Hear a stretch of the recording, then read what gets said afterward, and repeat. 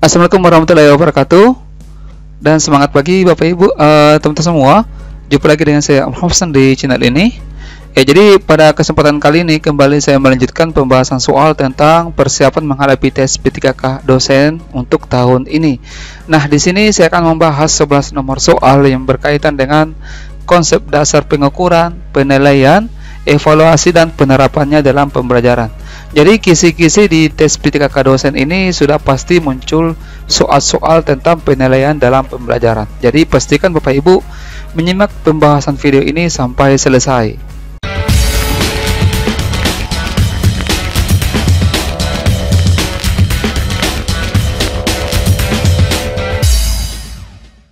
Ya, namun sebelum saya bahaskan soalnya, saya berharap agar Bapak Ibu teman semua agar mensubscribe terlebih dahulu channel ini ya, serta diberikan tanda jempol suka sebagai bentuk dukungan Bapak Ibu terhadap channel ini demi kemajuan bangsa.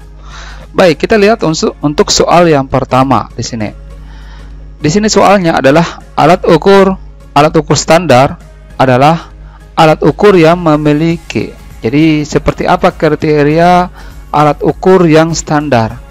Bagian A di sini derajat validitas yang tinggi, apakah di sini pilihannya?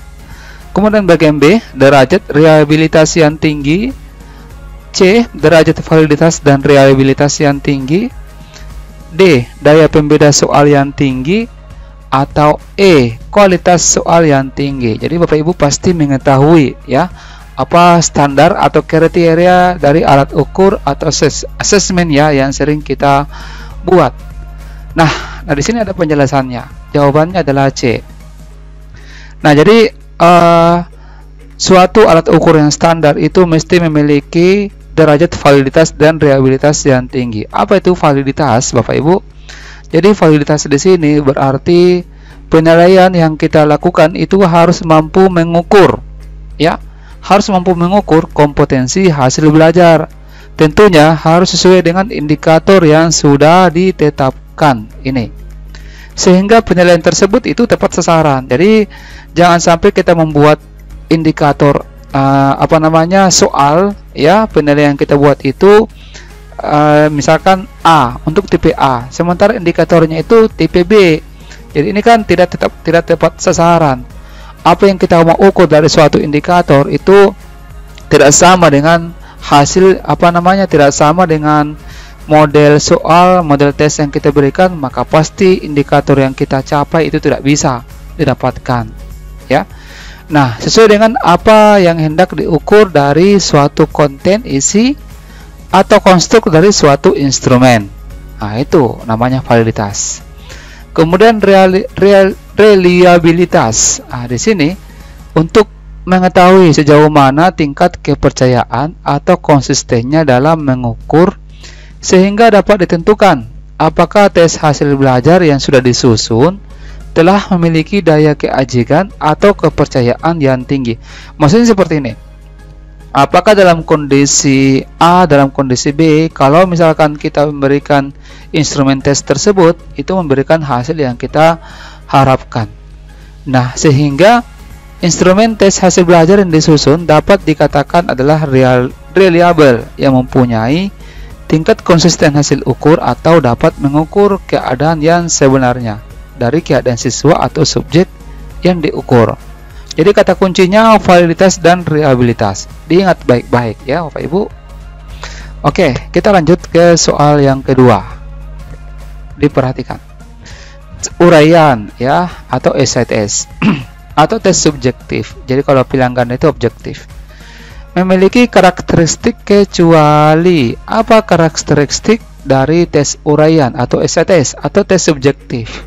Oke, ini saya langsung perlihatkan penjelasannya ya.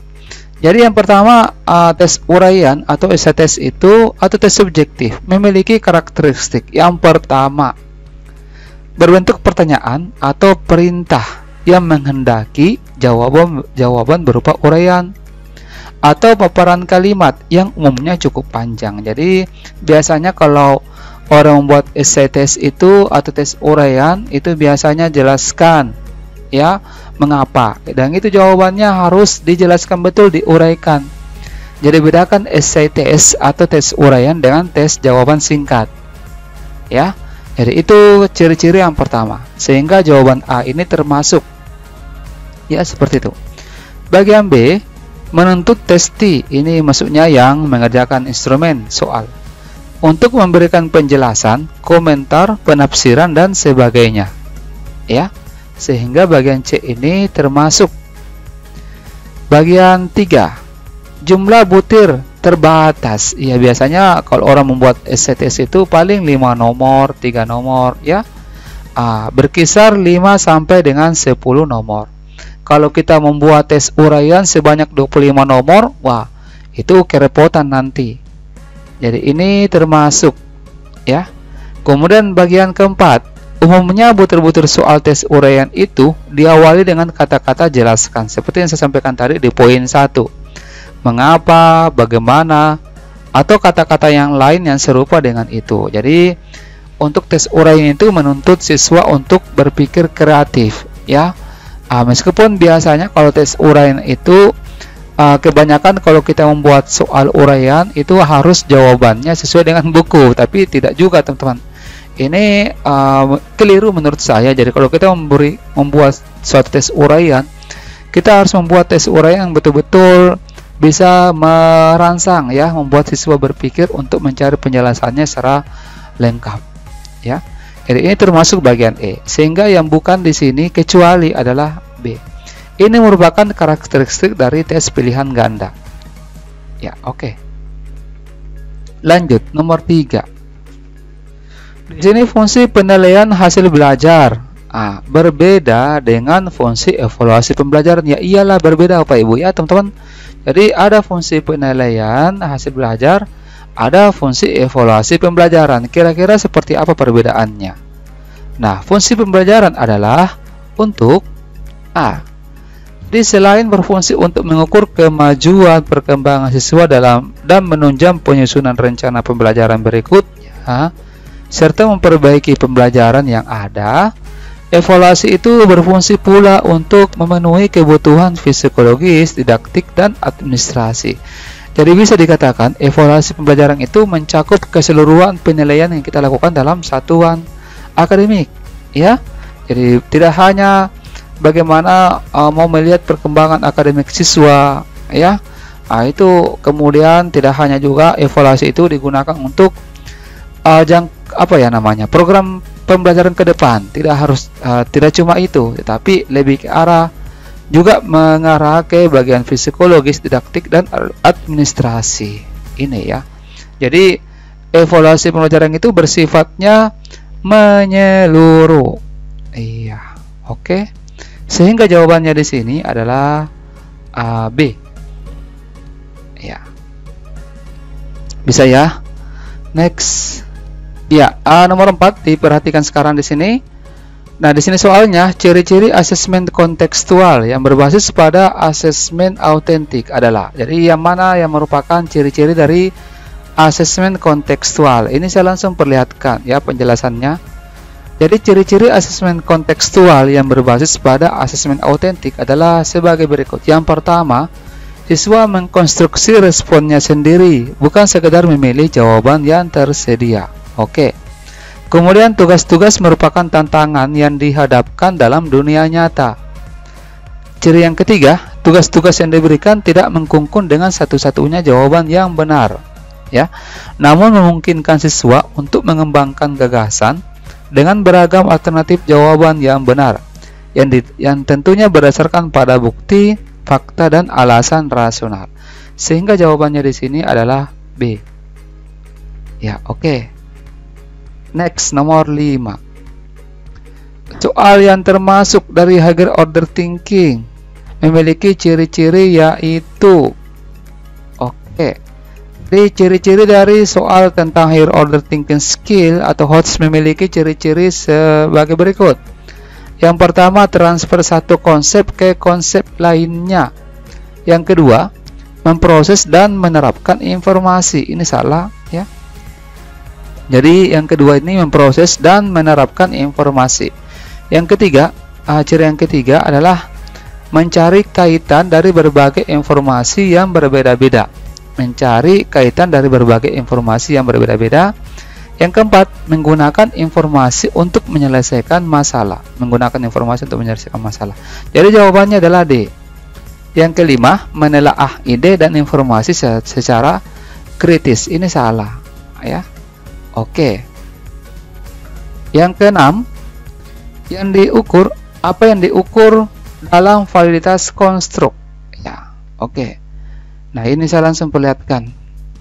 Jadi validitas konstruk adalah untuk mengetahui sejauh mana butir-butir instrumen mampu mengukur apa yang benar-benar hendak diukur sesuai dengan konsep khusus atau definisi konseptual.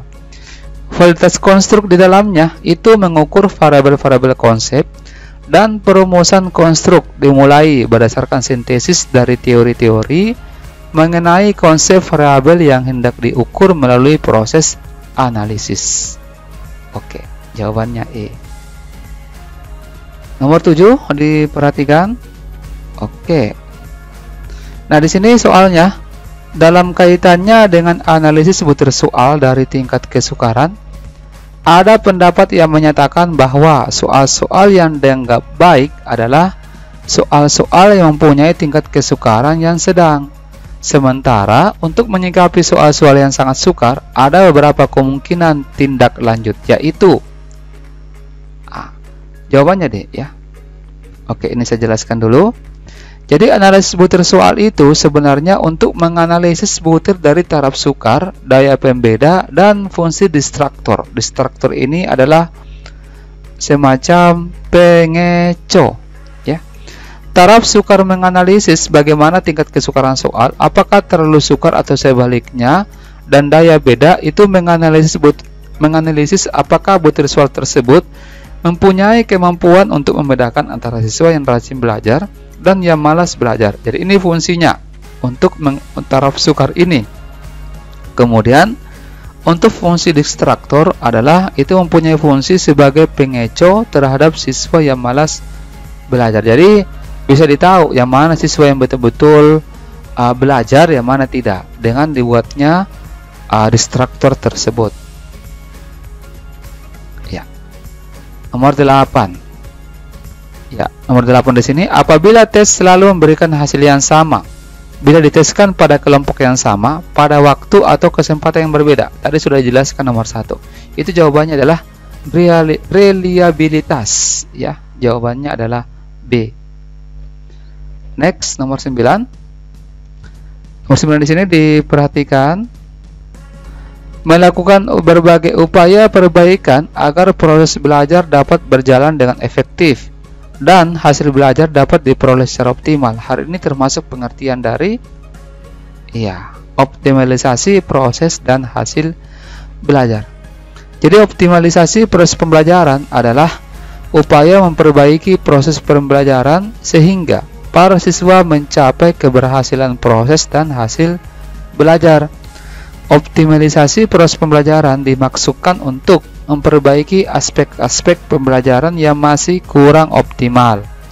Nah, kegiatan tindak lanjut itu dimulai dengan merancang dan mengajukan berbagai soal alternatif berdasarkan faktor-faktor penyebab kegagalan dan pendukung keberhasilan dalam pembelajaran. Oke, 2 nomor lagi. Nah, berikut ini adalah cara pelaksanaan pembelajaran remedial. Bagaimana tata cara dari pelaksanaan pembelajaran remedial? Oke, ini saya langsung menjelaskan. Ini jawabannya B ya. Jadi ini yang masih kurang dipahami dalam pelaksanaan pembelajaran remedial. Jadi program remedial ini itu dapat dilaksanakan melalui bimbingan secara perorangan. Jadi ada 2. Ini itu bila ada beberapa peserta didik yang mengalami kesulitan yang berbeda-beda sehingga memerlukan bimbingan secara individual. Nah, pemberian bimbingan secara kelompok, ini bimbingan secara kelompok. Itu bagaimana kalau misalkan bila ada sejumlah siswa mempunyai kesulitan yang sama. Jadi kalau misalkan kemampuannya berbeda-beda, itu bisa kita lakukan bimbingan secara perorangan. Tapi kalau misalkan sama, itu kita kelompokkan saja. Makanya nanti sebelum remedial itu kan ada hasil yang kita dapatkan dari penilaian dilakukan sebelumnya. Nah, itu kan kita kelompok-kelompokkan saja. Kalau misalkan untuk taraf kemampuan 0 sampai 30 ya kita kelompokkan, 31 sampai 60 kelompokkan juga. Nah, dilaksanakannya pembelajaran remedial di luar jam pembelajaran. Jadi kita perlu melaksanakan pembelajaran remedial di luar jam pelajaran agar supaya siswa dapat tuntas mengikuti pembelajarannya di kelas. Jadi indikator yang akan kita laksanakan, kita jalankan tetap jalan ya. Nah, nanti remedialnya itu dilaksanakan di luar pembelajaran di kelas. Nah, dapat pula dilakukan dalam bentuk tim pengajar yang di dalamnya melibatkan beberapa guru, yang di dalam tim mempersiapkan bahan-bahan pembelajaran, melaksanakan pembelajaran dan penilaian hasil belajar yang mengacu pada peningkatan efektivitas belajar. Oke, nomor terakhir ini ya.